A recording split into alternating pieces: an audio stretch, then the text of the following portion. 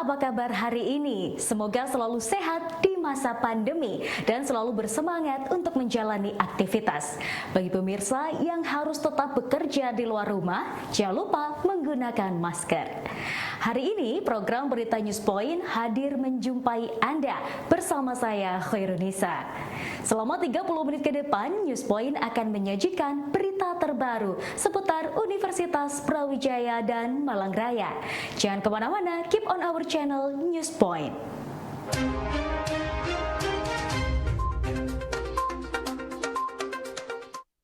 Sebanyak 8 juta bulk vaksin Sinovac kembali tiba ke tanah air melalui Bandara Soekarno-Hatta. Kedatangan ini merupakan pengiriman ke-29 yang selanjutnya akan diolah menjadi vaksin siap pakai oleh BUMN Bio Farma. Menteri Agama Yakut Kholil Komas menyampaikan bahwa kedatangan vaksin ini menjadi bukti keseriusan pemerintah untuk melindungi masyarakat dengan mempercepat proses vaksinasi COVID-19. Assalamualaikum warahmatullahi wabarakatuh. Selamat siang, salam sejahtera untuk kita semua. Om Swastiastu, Namo Buddhaya, salam kebajikan. Saudara-saudara sekalian yang berbahagia, pada hari ini kita menyambut kedatangan vaksin Sinovac tahap ke-29 sebanyak 8 juta dosis. Ini adalah bagian dari komitmen pemerintah jaga seluruh bangsa Indonesia dari bahaya COVID-19. Karena itu kita perlu menyambut baik hadirnya vaksin ini dan semoga akan semakin memperkuat langkah kita melewati ujian yang sungguh kita rasakan berat ini. Program vaksinasi masyarakat merupakan bagian penting menuju herd immunity. Sejak awal 2021 yang lalu, program vaksinasi telah pemerintah lakukan untuk melindungi masyarakat dari dampak yang paling buruk atas pandemi COVID-19. Sebagaimana kita ketahui bersama, pemerintah sudah menargetkan program vaksinasi sebanyak 2 juta orang sehari di bulan Agustus. Tentu ini membutuhkan pasokan vaksin yang cukup. Dan kedatangan vaksin tahap ke-29 ini akan mendorong percepatan program vaksinasi secara nasional. Namun program vaksinasi tidak akan bisa berjalan dengan maksimal, tidak akan bisa berjalan dengan baik tanpa dukungan masyarakat luas. Oleh karena itu, kami mengajak kepada para tokoh agama, pimpinan ormas keagamaan, lembaga keagamaan, dan seluruh elemen bangsa ini untuk terus bersama-sama mensukseskan program vaksinasi dengan proaktif, mendatangi pusat-pusat vaksinasi dan membantu memberikan pencerahan kepada masyarakat secara luas. Program vaksinasi ini merupakan penjabaran dari ajaran agama ini kalau kita mau gali lebih dalam lagi. Karena setiap umat beragama wajib menjaga keberlangsungan hidup sebagai karunia Tuhan yang paling besar. Menjaga kehidupan adalah langkah yang paling mulia agar kita bisa selalu mengagungkan Tuhan lebih lama sepanjang hidup kita di dunia. Sehingga program vaksinasi yang sedang dijalankan pemerintah ini sejalan dengan spirit kita dalam beragama untuk menjaga keberlanjutan kehidupan. Bapak Ibu sekalian, hadirin yang saya hormati, meskipun program vaksinasi telah kita jalankan, kita masih tetap harus mematuhi protokol kesehatan. Tidak boleh lengah dan abai sedikit pun terhadap aturan yang sudah ditetapkan oleh pemerintah, karena semua ini bertujuan untuk menjaga keselamatan bersama dari bahaya COVID-19.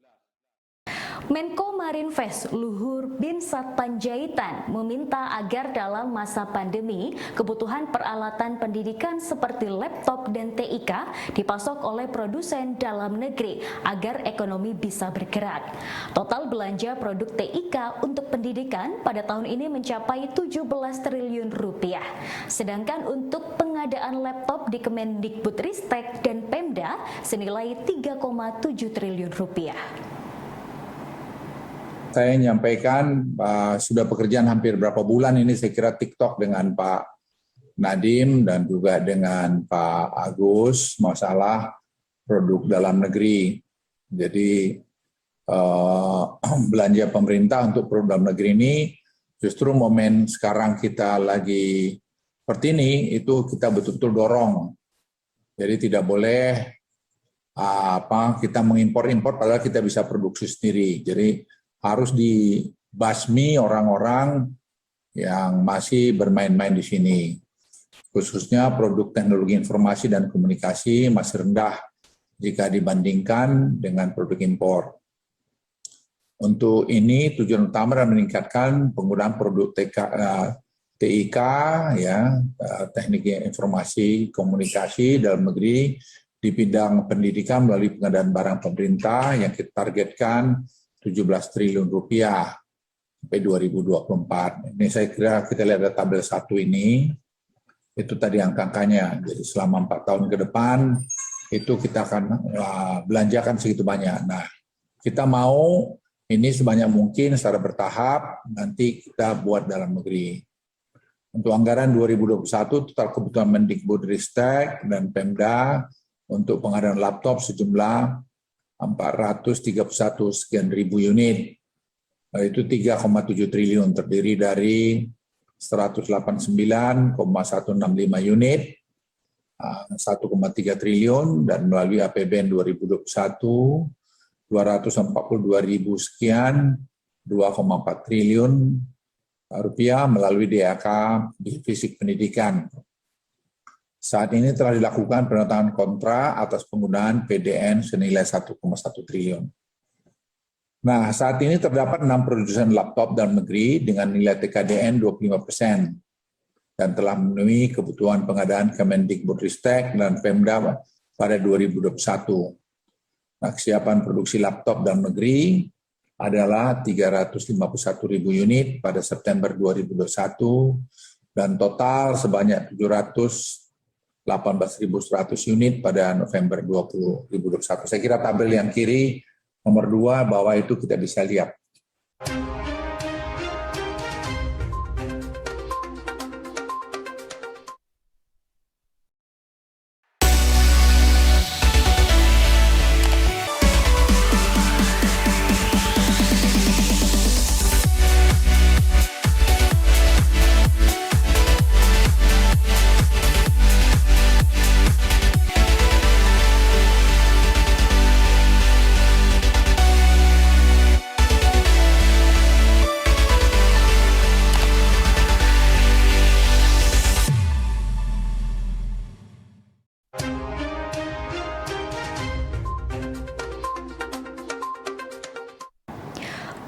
Memenuhi kebutuhan laptop dan peralatan TIK bagi pembelajaran tingkat PAUD hingga menengah atas, Kementerian Pendidikan Budaya dan Ristek telah membuat kebijakan Merdeka Belajar yang mendorong hilirisasi inovasi peralatan pendidikan.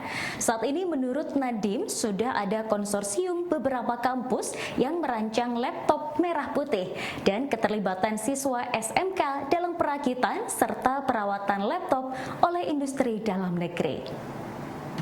Assalamualaikum warahmatullahi wabarakatuh. Salam sejahtera, Om Swastiastu, Namo Buddhaya, salam kebajikan rahayu.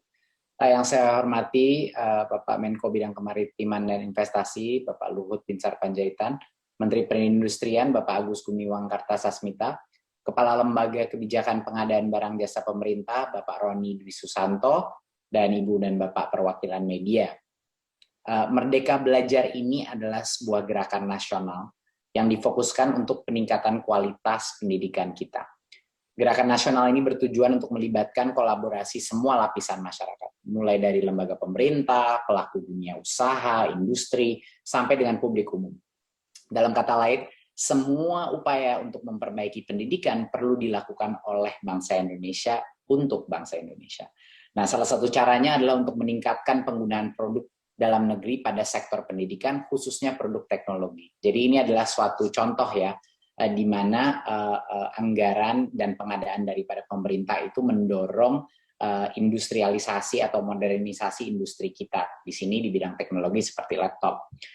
Sebagaimana kita ketahui bersama, kebutuhan digitalisasi di sekolah ini adalah suatu hal yang tidak bisa kita hindari dan akan menjadi salah satu cara kita meleapfrog dalam kualitas pendidikan. Guru-guru bisa mengakses informasi dan materi yang lebih variatif, murid-murid bisa berpartisipasi dalam pendidikan yang lebih dinamis, dan berbagai macam adopsi teknologi yang sudah terjadi di masa pandemi ini, berarti tidak sia-sia, tapi sekolah-sekolah membutuhkan alat-alat TIK ini untuk bisa memperkaya proses pembelajaran mereka. Salah satu dari 2 program digitalisasi sekolah mewujudkan infrastruktur kelas dan sekolah masa depan. Nah, sehubungan dengan hal tersebut, kami mengadakan peralatan TIK untuk sekolah-sekolah yang sangat besar ya daripada tahun-tahun sebelumnya. Jadi sampai 2024 ini kita ada program untuk digitalisasi sekolah, laptop dan semua sarana pendukungnya. Di antaranya itu ya laptop yang terutama, proyektor dan juga internet router. Dan dalam proses pengadaan ini kami berkolaborasi dengan sejumlah produsen produk dalam negeri atau PDN. Perkenankan saya memberikan gambaran sekilas pembelajaran TIK PDN oleh Kemendikbudristek. Pada tahun 2021, waktu program ini pertama kali berjalan, program digitalisasi sekolah ini di jenjang PAUD, SD, SMP, dan SMA, jadi semua jenjang, kita mengirimkan 190.000 laptop ke 12.000 sekolah, ya dengan anggaran sekitar 1,3 triliun rupiah. 100% dari anggaran tersebut dibelanjakan untuk laptop PDN dengan sertifikat tingkat komponen dalam negeri (TKDN). Dan tentunya kami terus melakukan pembelajaran PDN di tahun-tahun berikutnya. Selain itu, pemerintah mengalokasikan 2,4 triliun untuk dana alokasi khusus pendidikan tahun 2021 di tingkat provinsi, kabupaten, dan kota untuk pembelian 240.000 laptop. Oleh karena itu, komitmen Pemda dan Dinas Pendidikan di daerah sangat diperlukan untuk meningkatkan pembelajaran PDN di bidang pendidikan. Fakultas Kedokteran Universitas Brawijaya menyelenggarakan Sumpah Dokter secara daring bagi 159 dokter baru. Harapan besar kepada dokter baru untuk segera terjun mengabdi kepada masyarakat dalam penanganan pandemi COVID-19, disampaikan oleh Ketua Ikatan Alumni Fakultas Kedokteran UB. Pada kesempatan ini kami ingin berpesan sebagai Ketua Alumni, yang pertama bahwa sekali lagi dikatakan tadi bahwa ini adalah awal daripada Anda bertugas. Ini bukan akhir pendidikan, tetapi hendaknya lah dalam proses pekerjaan nanti Anda harus selalu menimba ilmu, mengupdate ilmu, karena ilmu kedokteran sangat berkembang pesat.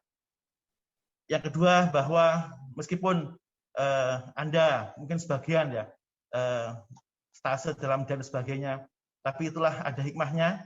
Dan insya Allah keterampilan yang akan Anda dapatkan nanti di lapangan. Adik-adik sekalian berbahagia, sebagaimana Anda sumpah tadi, profesi dokter adalah profesi yang mulia. Pada masa pandemi ini, pengabdian Anda sangat dibutuhkan oleh negara.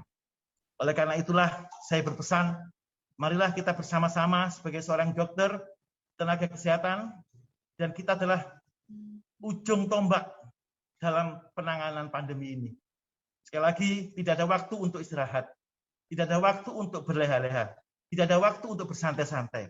Tetapi setelah ini, mari kita bersama-sama, bertindak bersama-sama dalam rangka penanggulangan wabah COVID-19 ini. Pemerintah Kota Batu melalui Dinas Pariwisata Kota Batu menyalurkan BST atau bantuan sosial tunai kepada 925 penerima yang berprofesi di sektor pariwisata. Beberapa penerima manfaat yang memperoleh BST bergerak di beberapa bidang industri pariwisata, antara lain destinasi wisata sejumlah 190 orang, hotel dan homestay sejumlah 164 orang, resto 65 orang, spa dan karaoke 11 orang, pramu wisata 321 orang, popdarwis sebanyak 51 orang, seniman 87 orang, dan pedagang sektor wisata sebanyak 46 orang. Dilansir dari Pemkot Batu _official, Pemkot berharap dengan adanya bantuan sosial tunai ini dapat membantu meringankan beban masyarakat yang terdampak pandemi COVID-19 dan aturan PPKM.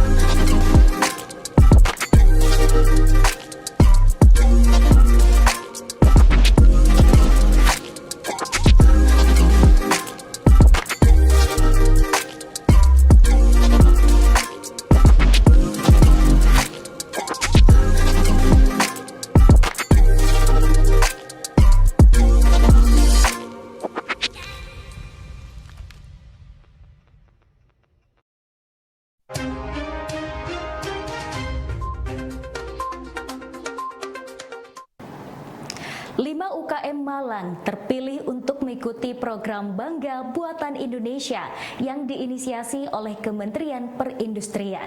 Program ini merupakan salah satu kampanye untuk mempromosikan produk dan jasa UKM di masyarakat Indonesia dan juga pasar ekspor. Berikut penuturan Yanti, salah satu UKM Kria Pelanusa yang terlibat dalam program tersebut bersama Desain Interior Internasional. Saya Nur Suryanti atau bisa dipanggil Yanti. Saya kebetulan dari UMKM yang berbasis komunitas yang bernama Pelangi Nusantara atau Pelanusa, biasanya disebut gitu. Jadi pada saat ini kami diberi kesempatan atau mendapat kesempatan mengikuti program BBI, Bangga Buatan Indonesia, yang dilaksanakan oleh Kementerian Perindustrian dan Perdagangan, kalau nggak salah, atau Kementerian Parekraf, kalau nggak salah ya. Lupa saya yang menyelenggarakan. Yang penting itu adalah setiap provinsi itu bisa mengadakan BBI. Nah, kita kebetulan diundang oleh BBI yang skupnya Jawa Timur.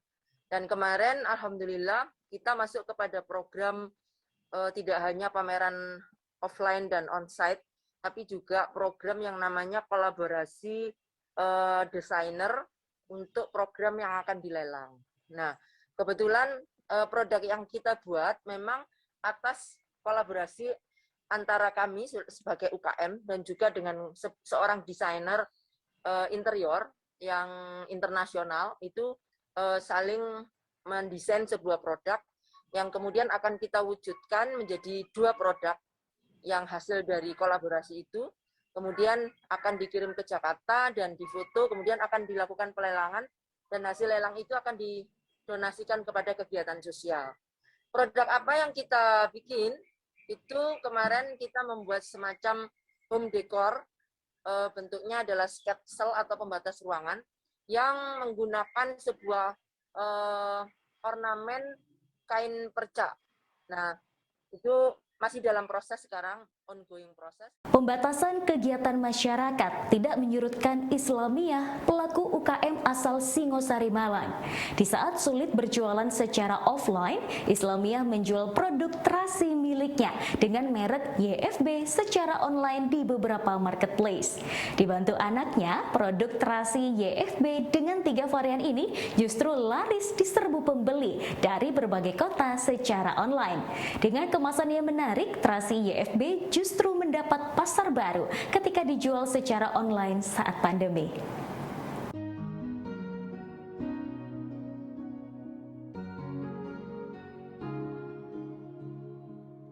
Bittersweet and I'm walking slow.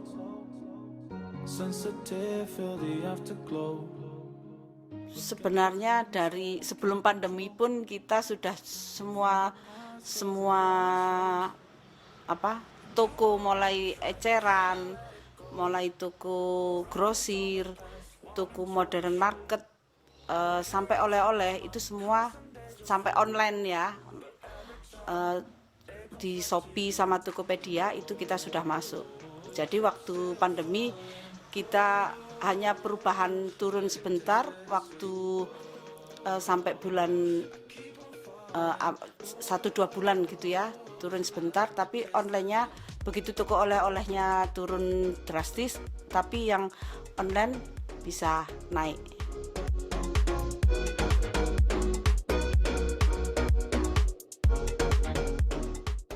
Ya semua kita pertahankan karena kita ingin memenuhi semua segmen pasar ya. Jadi nggak laki perempuan, nggak besar, nggak kecil. Ternyata mereka penyuka terasi itu untuk rata-rata doyan sambel.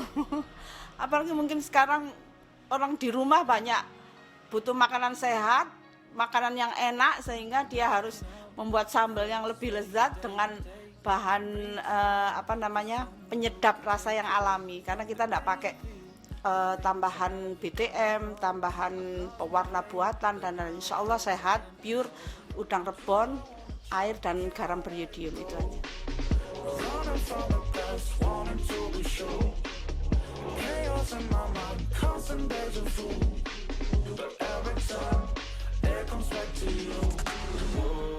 bahan baku kita memang kemarin kita mengalami kekurangan ya, sehingga bahannya agak mahal. Sehingga kita naikkan lagi sedikit. Termasuk bahan baku plastik, packaging ya, bahan packagingnya itu juga naik.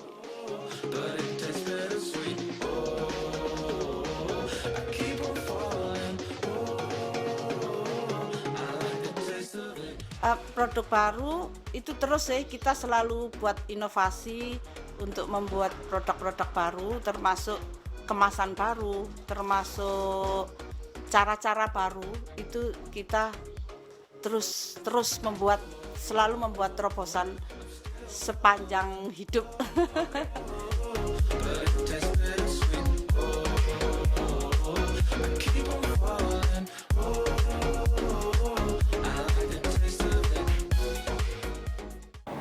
Ya pemirsa, informasi tadi sekaligus menutup perjumpaan kita hari ini. Jangan lupa saksikan News Point setiap hari Senin sampai Minggu pukul 19.30 waktu Indonesia Barat hanya di UB TV, Televisi Pendidikan Universitas Brawijaya. Saya Khairunisa dan seluruh kerabat kerja yang bertugas pamit undur diri. Tetap patuhi protokol kesehatan, wajib menggunakan masker. Terima kasih dan selamat beraktivitas.